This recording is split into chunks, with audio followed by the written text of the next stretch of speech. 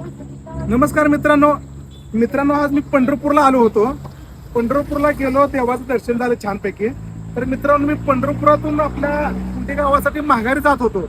तर मित्रांनो, माघारी जात असताना पंढरपूरच्या जवळ एक तुंगत गाव आहे मित्रांनो. इकडे तुंगत आहे आणि इकडे पेनूर आहे.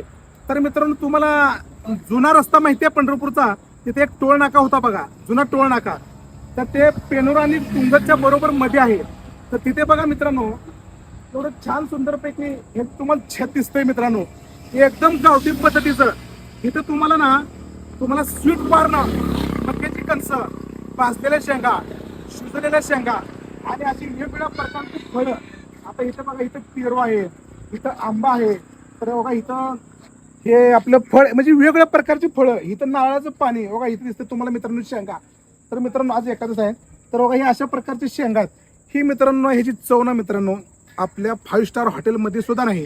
तर माझ्या फॉलोअर्सला सांगायचं आहे की केव्हा पंढरपूरला तुम्ही गेलात चाल तर आपल्या सोलापूरला जायचं रस्त्याला एकदा जुना जो टोळ नाका होता इथं तुंगतच्या आणि पेनूरच्या मधोमध, तिथं एकदा ह्या झोपडीत येऊन ह्या शेंगाचा आणि नारळाचं पाण्याचा आणि कणसाचा खरंच आनंद घ्या मित्रांनो. हा एक आनंद आहे ना, हा जगावेगळा आहे. मी घेतला मित्रांनो. एक गरीबाचा हा व्यवसाय आहे. ह्या गरीबाच्या व्यवसायाला जर ह्या रस्त्याने जात असताना अनेक पंचतारांकित हॉटेलला जाण्यापेक्षा इथं एकदा भेट द्या आणि एखाद्या गरीबाचं पोट भरेल तुमचे. त्यामुळे तुमचा सपोर्ट हवाय मित्रांनो. तर नक्कीच मित्रांनो, असं करतो तुम्ही एक नक्कीच भेट द्या आणि ह्याचा स्वाद घ्या. खूप छान आहे, मस्त.